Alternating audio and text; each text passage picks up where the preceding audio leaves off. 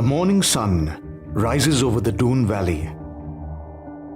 Like the rest of India, the city of Dehradun is rapidly getting overdeveloped. But there is a quiet corner where the morning sun still filters through the giant sal trees. Here is an oasis of calm. A lady offers prayers at a little temple under one of these trees. She once had leprosy, a disease that made her and many like her outcasts in Indian society. But here she and her fellow residents live a life of dignity. Not far away, a group of children enjoy the surroundings. They have gathered for a morning lesson. The kids are fascinated with the leafy world around. Their teacher points out the birds that live in the trees above.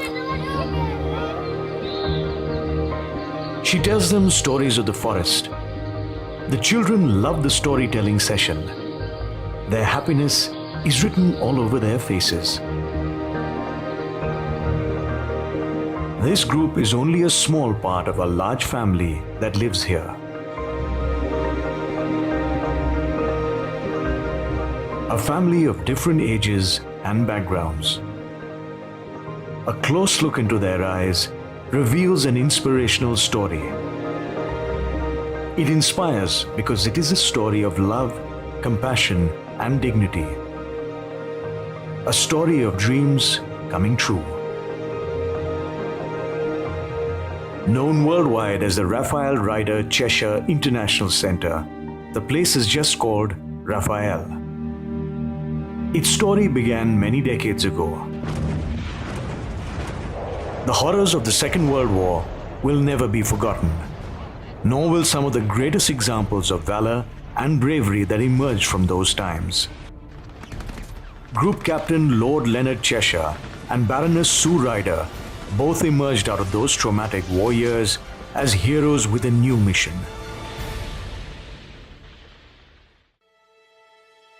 Whilst each was involved in many noble ventures, the one they jointly began was called Raphael, named after the Archangel of Healing. In fact, Ryder and Cheshire got married in India. Their honeymoon was spent setting up Raphael in a cluster of tents in a forest outside the town of Dehradun in 1959. Their dream was as heroic as it was simple. They would house and care for cured leprosy patients and intellectually disabled destitutes from the streets of Dehradun. And so the dream that was Raphael was on its way to becoming a reality. Even though Cheshire and Ryder juggled many other responsibilities in various parts of the world, they remained an integral part of the management of Raphael. They left the day-to-day running to respected local individuals.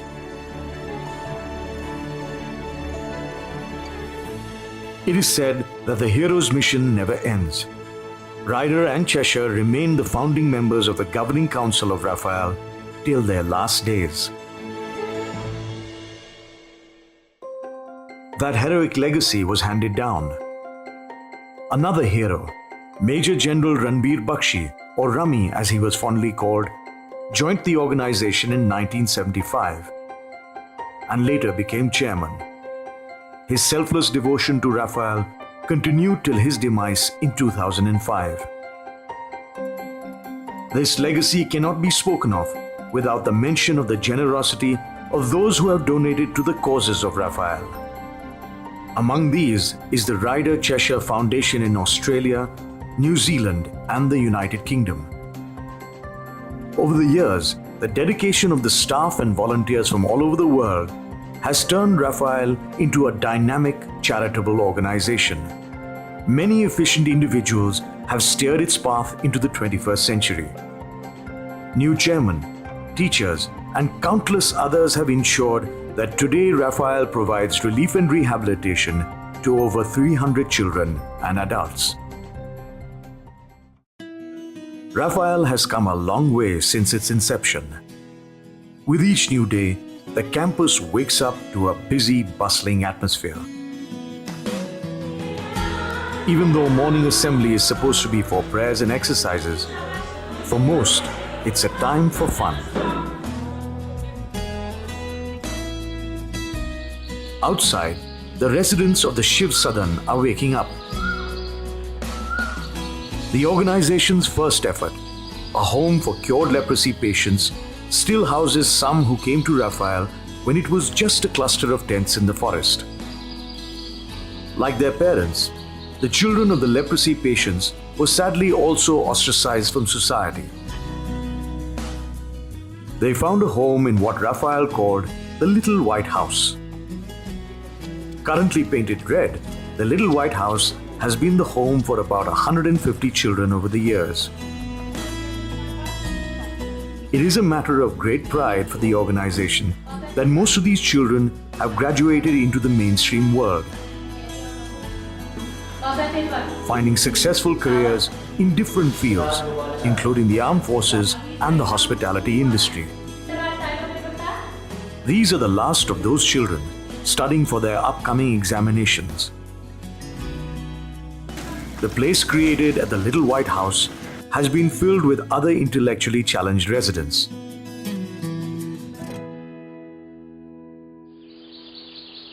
In the cottages nearby, residents get ready for a new day. At Barbara Cottage, the girls carry out a variety of day-to-day activities independently. They are supervised by staff members called house parents.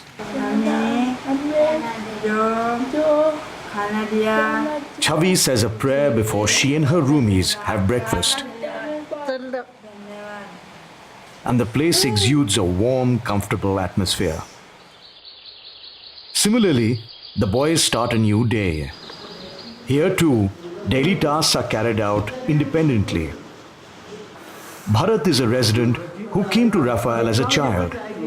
He today is a house parent and makes sure that everything runs smoothly at Martin Cottage. By mid-morning, the day center becomes the bustling hub of Raphael. The day center admits both residents and other children from the city of Dehradun. Specially trained teachers create a fun learning atmosphere for the kids. In the playground of the day center, games are underway.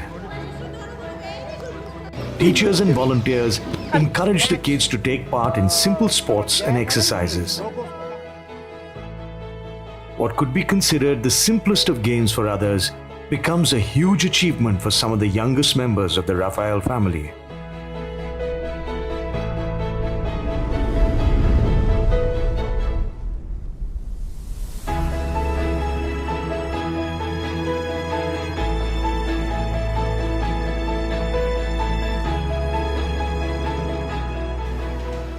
For many kids, special sessions are conducted in the physiotherapy room.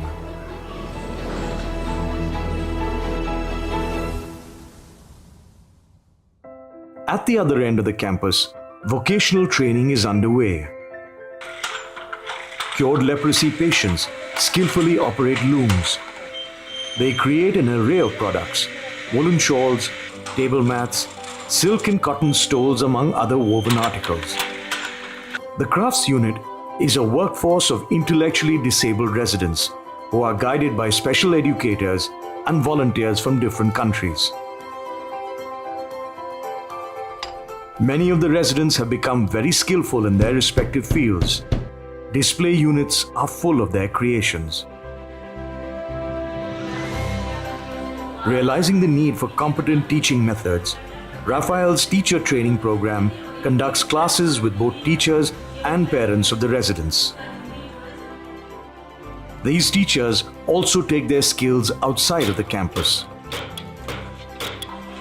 They conduct early intervention programs for children under the age of 6.